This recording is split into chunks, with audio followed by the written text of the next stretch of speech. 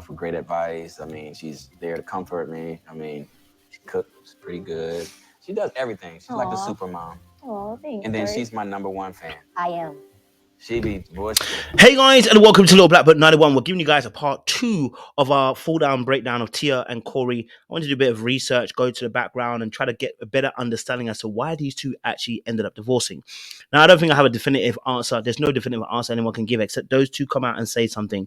But what has been said, I believe, is enough to bring some deductions to the table that we can make some conclusions and some judgments on why this particular thing broke down.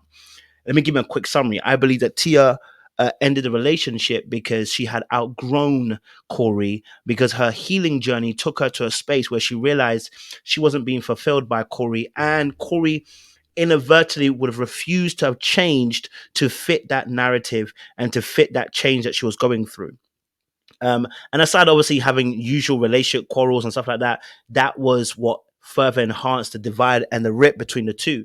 I think once she realized that her happiness lied in her growth journey, and becoming more self-aware and realizing that she was a people pleaser, and that and that she was doing things to please, and then she realized coming out of that space that she had to do things for herself, and she realized that she had extra needs.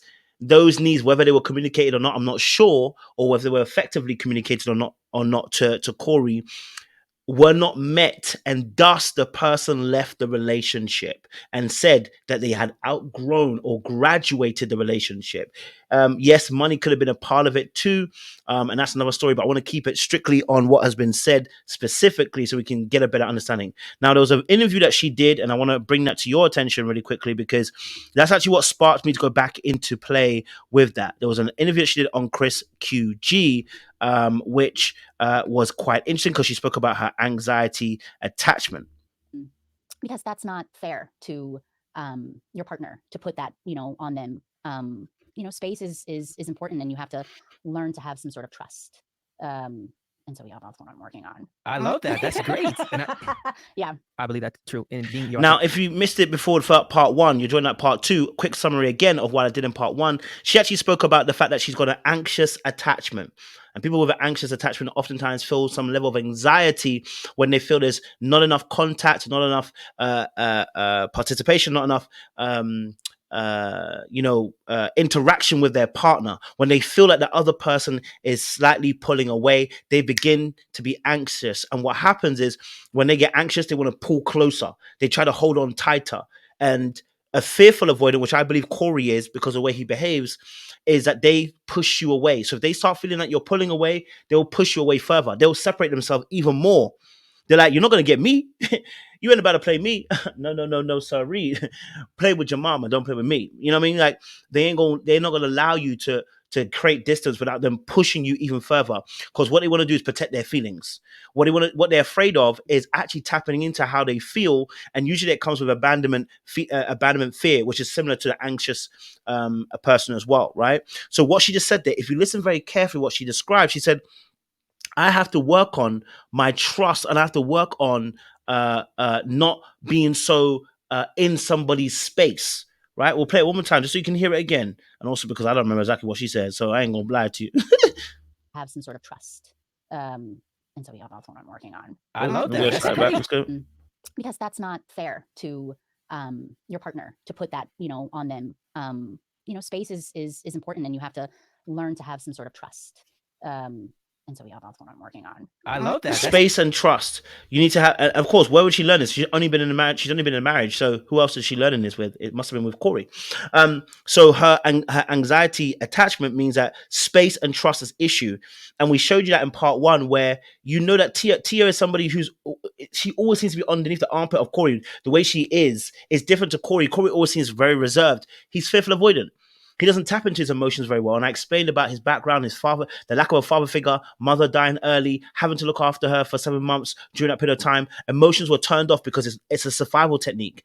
In order to survive and to win, being broke and being povertous for a few years, coming over from Chicago to LA on a $75 ticket, and then having to fend and scrap for yourself and not making a paycheck until a few years later. Come on, you go, and he had to be unemployed for a while. You're going to be fighting for your life. Emotions are not it right now. in order to survive and to win, emotions go out the window. And thus, when you don't do the work going into a relationship, you will carry on that fearful avoidant approach where emotions are not important, they're null and void, and they only come up at certain points in time. And thus the other party will feel neglected and feel cheated and feel they're depleted. And that's exact same word she said. She said that she felt like at one point she was depleted. Depleted. And I don't know if I can even find that particular wording as well, because it was key what she said about feeling depleted in a relationship. If I find it, I'll come back to it again. Right? Okay. So so for the relationship between Cory and Tia, I want to break it down for part 2. Part 3, I'll go specifically into this interview and break it all the way down that interview. But I want to bring some more ideas and different thoughts as well. So if you're sticking with us, fantastic. Listen, before we go any further, do me a massive favor. You want to know more about this channel? Like, share, subscribe to it. We're trying to get to 100K by the end of the year. We want to put out some great content that's going to help you guys grow. Just like this video here, I want to help those who are fearful, avoidant, and anxious avoidant. Hopefully, you guys can grow from those perspectives as well. And for anybody out there, listen, we like to keep a community. We want to make sure that you guys are got some great people around you and have fun and be free. So join our Patreon, which has got a TV reality TV or sitcom TV Discord where you can talk about all your favorite TV shows. Because we love TV shows around here. And so if you love Married at First Sight, you love Love Is Blind, Baddies, Easter, whatever. As a team, our sisters, whatever, you name the shows, you can put it there. You can talk about all those things in the Discord as well. And for those of you who also see that maybe you've joined our lives, maybe you haven't, we have a membership. It's £1, $1. That means you can join our membership only lives that we have every other Tuesday, where we have a bit of fun and just have a conversation for about an hour. People just have some great wisdom to share with each individual person. And finally, we like to make sure that you guys are also well clothed. We have a clothing line, and it's about hoodies and hats, scarves and stuff like that, t-shirts. We want you guys to be fitted out with the latest gear, Mineral Gang. You know what I'm saying to you? Yeah, don't play with it, don't play with it, don't play with it. All right? Little black book, you know what time it is. They don't play with it, baby. You get me? All right, cool. And you can click on that link down below in the description box. Let's get to the video, and let's go back to where we're going to. That's great. And Yeah. I believe that's true. And being your authentic self. Yes. Because it's so you want to please other people, and it's like there's something you want to do. You don't want to see people upset with you or angry. No. And I realize when you exert too much of yourself and you be like this person that you're not truly, it's so exhausting. By It the time you go home is. at the end of the day, I'm like, man, Yep. I don't even want to be around people tomorrow. You become like this introvert. Exactly. Yeah. So I've really been working on that. I've been saying no Here we go. as of late. I can't tell you how many things I have turned down. I have never in my career ever turned down things. But the last year, I was like, no, it's just not aligned. That's the word. It's just not aligned with where I am, how I'm feeling right now. I'm feeling overwhelmed, or this makes me feel a certain way. And so I'm going to say no. And I've been practice makes perfect. And I've been practicing that. And then I've been finding that I have more joy. You know what I mean? And like more peace. So as you listen to her speak, does it sound like it's a Cory issue? No, Cory has his own issues. Don't get twisted. But is it a Cory issue? It's a her issue. And part of that is what's contributed towards the breakdown in the relationship, because she's grown.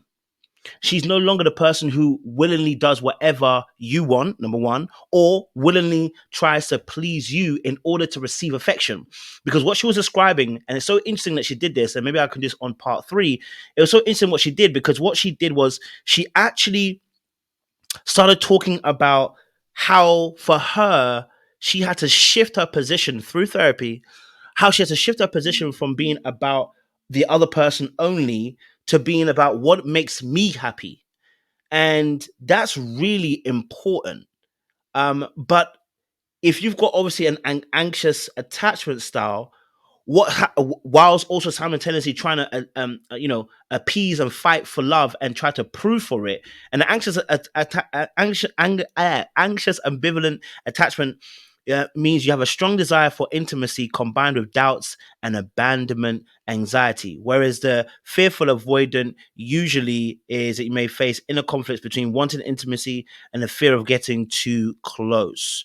And some people add another one where they say the dismissive avoidant, but sometimes people just kind of put it all together, right? Where they say, listen, you live with a strong desire for independence and a sense of not needing others. I would say I'm more dismissive avoidant, but sometimes it comes underneath fearful avoidant. It depends on who you go to and what way they put it, because different ways, but usually they usually come together as well, right? But the anxious attachment style is really important because, again, we get to understand that with her anxiousness, more than likely he has a dismissive or fearful avoidant attachment style. And so, therefore, the two actually tend to join, the two tend to be attracted to each other, yet they trigger each other. And so she's been living in a space where she has been triggered inadvertently by his behavior and he's been triggered by her behavior. She wants to be all over him. He doesn't want that. When he doesn't want that, she feels rejected. Right? She being on top of him makes him feel claustrophobic. Him being wanting to be his own independent self makes her feel like she's been rejected and abandoned again. Triggered on all fronts. Survival mode in that relationship, in that marriage. So yeah, that was what was interesting to me in that respect. What was funny, not even funny, but what I would say is interesting about the way that they operate is I was reading this article as well, which kind of helped me kind of see a little bit as well. So I'm going to show you this article here where she was talking about doing her challenge on TikTok, and she said she told hosts that she might change the silhouette challenge and make it real classy. Toward the end of the interview, Mowry revealed her inspiration behind creating a notable TikTok. She said, "I don't take myself very seriously. You know what I mean? I have a lot of fun." Last month, Mowry made headlines after informing her followers that she didn't want any more kids. Yaga yaga yaga. I think I've went too far actually. Hold on. Yeah, here it is. The family reunion actor also opened up about the Busset challenge, which includes undressed person changing into a best ensemble while gyrating to the beat transition. She did with her kids, Cory Hadrict, 9, and nearly 2-year-old Cairo Hadrict, and how her husband overreacted because he was unaware Mowry changed the concept. Now, of course, if he didn't know the concept, I don't think that's an overreaction. I don't want my wife doing the Bust It Down challenge either. You're a mother. I'm joking, but no. In real speak, you don't, I thought it was an over sexualized particular video anyway. The Busset challenge and that thing, it wasn't for me. You know what I mean? It got to a point where it got real raunchy, and I'm like, listen, like I wouldn't want my wife doing that kind of thing anyway. I wouldn't want to do it for myself. I wouldn't want you doing that. Do you know what I'm saying? So, but people have different levels. And he definitely had an issue with it. So the Busted challenge is very sexy, but I had it switched up. But he didn't know. So when he saw me shooting it with the kids, he heard the music. He was like, no. What are you doing? I was like, Cory, I'm doing the mum version. Now, of course, he's going to feel some type of way because the way that Cory is, of course, I think he's a protector and wants to make sure his family is always safe. But also as well, again, when you're fearful or dismissive, avoidant, again, you can come off real cold in certain moments, right? You see things as matter of fact. And so what can happen is these type of conversations where it's about doing a busted challenge, I'm gonna be like, listen, babe, I don't think that's working for us. I don't think that's gonna be good for you. It's gonna be no, that's not it. And the funny thing is, she comes from a military background. This is another thing we have to discuss. She comes from a military background. Both her mum and her dad are in the military, and her mum was an army drill sergeant. So she's experienced some of those things. And what was intriguing was when Chris on her GQ interview. Let me go back. Let me bring it back to you guys, okay? Let me bring it back to you guys so we can bring this again. When Chris asked her from the beginning, I don't know if she'll be able to which part it was. Let me see if I can get my notes up. He asked her, "Did you suffer emotionally?" And she was like, "No. I didn't suffer emotionally in terms of my parents. They were really, really good." And then later on, she says, "Well, I had abandonment issues. That's where my anxiety came from." So you did have emotional issues. But at first she doesn't say it like that. Right? So the parents being army drill sergeants, that can be real triggering. Because if Cory is very that's a reminder of the parents. Right? Now, of course, the parents kept her in line and actually it's probably saved her from a lot of craziness in the industry, but it's still triggering in terms of the emotional aspect for the child, right? So that could have been an issue in terms of causing harsher arguments between the two of them and feeling unloved and uncared for and feeling like the person doesn't respect you or doesn't love you. And yet all it is quote unquote, someone might say tough love, or it's very direct, but it lacks some of that empathy. That can cause issues in relationships. That could have been a trigger for her. Right? Let me see if I can find that part as well. 420. Okay, yeah. There we go.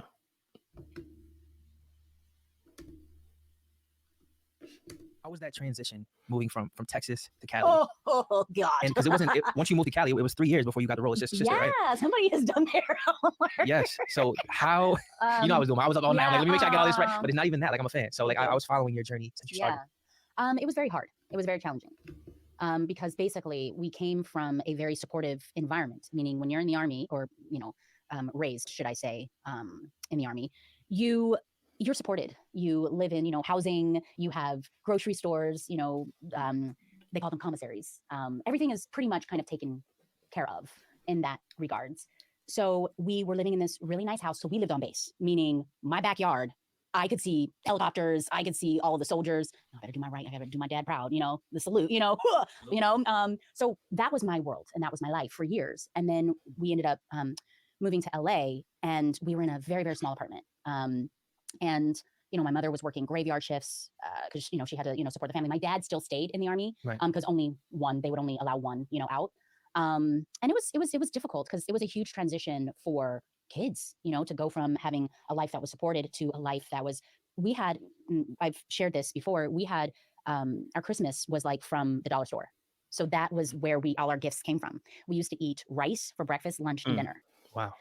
So I say that to say it was very hard and challenging, but again, I feel like it's made me really appreciate where I am now and where I am today. Like I don't forget where I came from. And I also don't. Now, this is really key as well, because she doesn't seem like a person that is quote unquote materialistic or high maintenance to a point where she wants a very high lifestyle. Of course, she's been afforded that because of obviously her work and her, the work in Sister Sisters and the films that she's done. Following after that, her being on The Real. So she's definitely afforded herself a nice lifestyle. That doesn't mean that, she's somebody who craves the high lifestyle or is someone who's desperate for it. But definitely there's going to be some financial trauma there, right? Because even me, I have financial trauma, right? When you've been grown up in poverty and you've grown up in a particular way where you never had, there's desires to want to have later on in life, right? They both come from that background. And maybe this is why she gave Cory a chance. I read somewhere that the mother was like, give Cory a chance. He seems like a really good guy. Give him a chance. Now, of course, some people were saying, oh, why would she give the guy the bus a chance? Well, because she came from humble beginnings herself. She wasn't rich. Now, where she got to at that point, yeah, she would have been doing stuff, but she wasn't rich before. What she had seen was coming from a place where they had a lack of food, So this would have made sense as to these two. Now, what can also happen is if she begins to grow financially, which we know she did, is that when a person doesn't grow at the same speed or grow, you feel or you deem the person to be growing at a speed that you want, that can cause a rift over a period of time. Now, she may stay stuck in a relationship because, you know what, we're working through it. The big break's going to come eventually. Eventually it's going to happen. And maybe it doesn't come. Now, of course, we've seen him growing now. He's an All-American. Homecoming. He's been, he's been in The Shy. He's getting projects and he's starting to pick up. The reality is sometimes a lot of men too don't. He wasn't a child star actor the same way Tia was. Right? He did some child acting as a child, but wasn't the same way. And so, unfortunately, this can also become an issue for them as well, right? And that could be another place where she's outgrown him again, or there was too much weight upon her shoulders when it comes to financially, because we found out when they broke up that she liked a tweet about a guy talking about a man not paying all the bills and da-da-da-da. So there was a little bit of a shade there, but it gives an insight into partly, again, some of the troubles that are going on within that household. And of course, it'll be a trigger because if you've come from poverty, you don't want to go back there again, right? You want to make sure you do what you do. And so what happens if the person's not handling their ish? You're going to try and take over.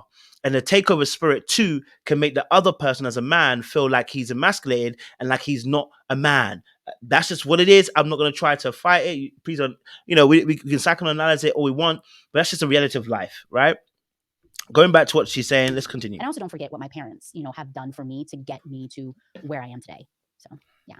And that's what I love about you. Oh, thank you. Is the self-love journey in the humble humility. Because I feel like as far as we go, if we don't come back to that and put God first, I'm very big on God. And I feel like not putting him first is you're always going to fall. You're always setting yourself up for disaster. It's true. And my parents, I want to get to church. My mother grew up I want in to church. I grew up in church. about the emotional the family dynamic. Yes. Having strong male figure. Yeah.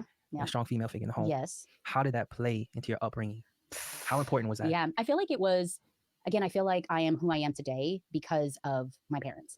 I'll give you an example. Okay. It's just so how you can understand the dynamic that we had growing up. So I remember so my parents, they actually kicked us out of the house, my sister and I, because we were still living in the house around 20, I think we were like 23, 24 years old. But anyway, so I say that all to say, I believe I was in my 20s, living in the house, and we were on Sister, and, you know, we were kind of feeling ourselves a little bit. And we got invited to go to the Phantom of the Opera, the play. And I remember both of us, we were in I'm gonna skip our ahead to this gowns. part. And I say that all to say that I am who I am today. Strong black man. Yeah. Very big in the military. I got a lot of emotional. Okay, listen to this part, And when you guys. come home, that's what you are, you know? Did you have that emotional support though? Oh my gosh, yes. Because that's one thing. Like, Yes. I love my father, and he was a strong black man. Yeah. Very big in the military. I got a lot of emotional support from my mother. I see. But my dad kind of set the structure, right? Okay, that's the opposite for me. Really? So my mother, the drill sergeant, so she was all about structure. Now, this is really important because seeing your mother create such a strong structure, but you have your father as the emotional aspect. Has she repeated the same pattern or looked to repeat the same pattern? But unfortunately, I don't see Cory as the emotional one, although he did say he loved her first, right? I'm going to play that clip again for you guys. He's one that came out and said he loved her first. So maybe there was a familiarity when they got together that, you know what, this might repeat the pattern that my parents had, because she's about to say that her mother was a more demanding one of them, right? And the more structured one of them.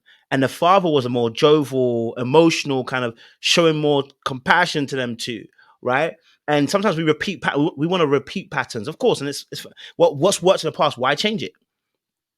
And so you look for a partner may similarly be in a similar kind of bracket in this instance.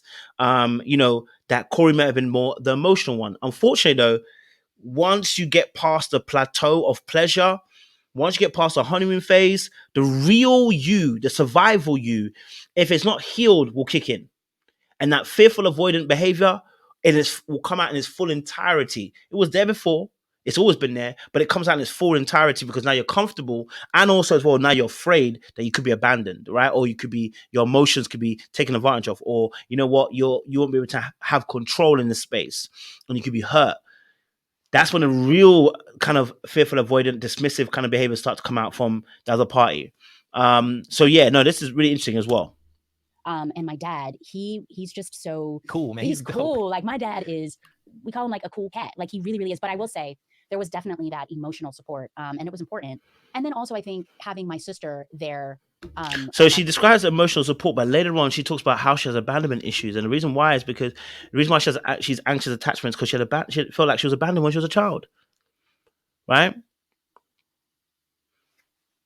They weren't emotionally there for you now, and they probably weren't physically there for you because obviously they're on the base. They got to do things. I understand. You know what I mean? It kicks in. So yeah, no, this really intrigued me. Now I want to go to another clip because I think we'll break this video down another time in a part 3. But I wanted to break down this particular aspect because I think it's really key, and it was around the Black Love clip once more. And the reason why, because there was a part that I didn't get to finish. That was at the very end. That was intriguing to break down. Yes, let's go to here. I think we're already on it. Fantastic. Let's share this clip and let's play this part, right? Boy, she's on me, and you know, boy, y'all need to hear some of the conversations we have around here. It's genuine. It comes from a real place, and I know that. And that's always a great feeling to have when someone's really in your corner. So I love her to death. I love you too. Today. Yeah, even though she get on my damn nerves. You get on my damn nerves. But that's a part of a relationship, you know? I think we're very... But you notice that when he said that he loves her, did he look at her? No. Why is that important? Because that love you, when you're saying it, the eye contact is a connection. One of the hardest things for people that are either dismissive or fearful, avoidant, they lack eye contact. When they get emotional or when they have to get to an intimate part of a conversation, they struggle to keep eye contact. They look away. They want to be away. They're not comfortable because it's intimacy that they're afraid of. They're afraid of their emotions running ahead of them. They're afraid of their emotions running out of control. They're afraid of them losing control. So one of the ways to control that is also not eye contact. So when he dropped the "I love you," he told the camera, but nigga, I ain't the one. Oh, sorry, I said nigga. But I ain't your girl, bro. Your girl sitting right there, right next to you.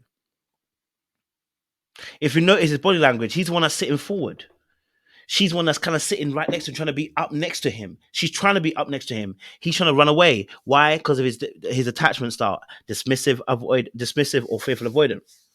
Right? He wants to be independent in some aspects. And I look at it and I'm like, yo, I said fearful avoidant. I've actually been misquoting it. It's not fearful avoidance, but it's dismissive avoidant. Damn, I've been misquoting it. My bad, guys. It's not dismissive. It's dismissive avoidance. So I apologize. I've been misquoting. Fearful avoidant is more to do with disorganized attachment, which is better. But I think sometimes we use fearful as dismissive as well. So that's probably why if you go to different places, you're going to get different answers. But specifically, avoidant is different from disorganized. So avoidant usually is this kind of strong desire for independence and a sense of not needing others. And that not needing others when someone needs you so much, because the anxious person has a strong desire for intimacy. Their strong desire for intimacy makes you want to go like this. Do you know what I'm saying to you? So that's why you're seeing the body language, him never really turning around and him talking to the camera, and him also kind of his body's, although his body's attached to her, he never really turns to face her and talk. But I could be reading too much into it. You know what I mean? We anticipate that. Okay. I think there's a clip I wanted to show as well on that as well. So I want to see if I can get it up for you guys. And it was with Lani London. I say Lani, so I don't like London, but Lani. Let's history. Okay, if I can get the clip, the reel, because it was quite interesting. This one here. Yeah, let's go. Our next guest is an actor and producer who starred in blockbuster films like American Sniper. I'm blessed to do what we love for a living, but at the same time, we know that the family's always going to keep us grounded and our kids, you know what I'm saying? So it's just like, that's who we live for. And we just keep it really, really simple. I try to instill them old school principles with my kids, and, I'm an old soul. I'm just doing what I love to do. And I go to... And I think this is where we are. He's an old soul, right? But usually old soul is code word for, you know what? We don't do emotions around here. We do what we got to do. We win, we succeed, and we go on. There isn't time for emotions. Oftentimes when we talk about old soul, there isn't that much time for the emotions. Our older generations, you listen to some of their conversations, you'll realize their emotions were never taken care of. So they didn't take care of your emotions because that's not what they needed to survive. But for you to thrive, not survive, you need to deal with the emotional intellect and deal with the emotional aspect of the individual human being. So yes, if he is like that, he's going to explain it. He comes home and he stays out of the way. Listen to this. I go to work and I just come home and stay out the way, stay out of trouble, keep it simple. That's it. And you have that. He comes home, he stays out of trouble, he's not looking for something difficult. You understand? I want to come home, keep it simple. Maybe cook a meal. I eat the meal, we chill, we talk, we go to bed. It's comfortable. I'm not trying to do too much. I'm not trying to be involved in no TikToks. I want to just be able to just chill, vibe, and get it going, right? And I think that is key, because what that does is that puts us a bit of an idea in terms of how he relates in the relationship. I'm very much the same as him. I want to come home, be chill, and da-da-da. And the reason being is because I don't want to do nothing expansive, because I'm not an expansive person. You know what I mean? And I've not had room to be expansive in childhood. Let's keep it simple. I only just started traveling not long ago. And the reason why, again, because those things were not afforded to me. So I keep it very simple, and I keep it very succinct, because that's what brings success for me. Not doing too much, that's what keeps you successful. But sometimes that's based out of fear. Listen to this. In this character, Coach Marcus Turner, and I told her, I was just like, this character is just like me in real life with my kids and my son. I'm a disciplinarian. I'm tough on my son, but it's like my intentions are pure because I really love him. And she said they're looking for this type of character, See, being tough on his son, he more than likely going to be tough on his wife too. Look, I'm not saying that you can't be tough. You should be tough, because at the end of the day, listen, us boys, we need it. And his son will always appreciate that. I appreciate the tough love that I got as well at points. But I needed my dad to also be emotionally available and emotionally aware and able to take in my own emotions as well, to be able to help me regulate my own. I've had to learn how to do that as an adult. So that lack of ability, or that lack of space to be able to be emotional, or be able to tap into my emotions and grow in intellect in that space, has cost me in terms of how I deal with women in the past. And so listening to him again, He's a tough disciplinarian, and that usually leaves no room for what? Emotional aspects. And therefore, Tia Mowry, again, probably got the brunt of that, where he's not going to be as emotional. He wants to keep it real simple. His love is not that I say, I love you deeply. I mean, I'm sure he probably says it, but that's not where his love is. Like, yo, I'm looking after you, the family. I look after the children. I'm trying to provide. I'm trying to be there for the kids. I'm trying to.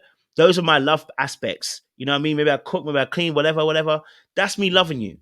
But in terms of you want me to be overly emotional for what? What do you want me to be overly emotional for? They won't see the need for it. Right? They won't see the need for it. So when she talks about that anxious attachment stuff from earlier, he's a dismissive one. That's going to cause issues between the two. That's going to cause a rift. But also, she's come from a background where her parents are in the army, and the mother is more the stronger one. And I wonder if that also played a role in terms of her wanting to be a stronger one in her relationship, and her batting up against him because he would want to be in control too. As a dismissive, avoidant person, you want control. You don't want to be laid back. No, you have chill moments, but there are things in a relationship you're like, no, has to go this way. You're very black and white.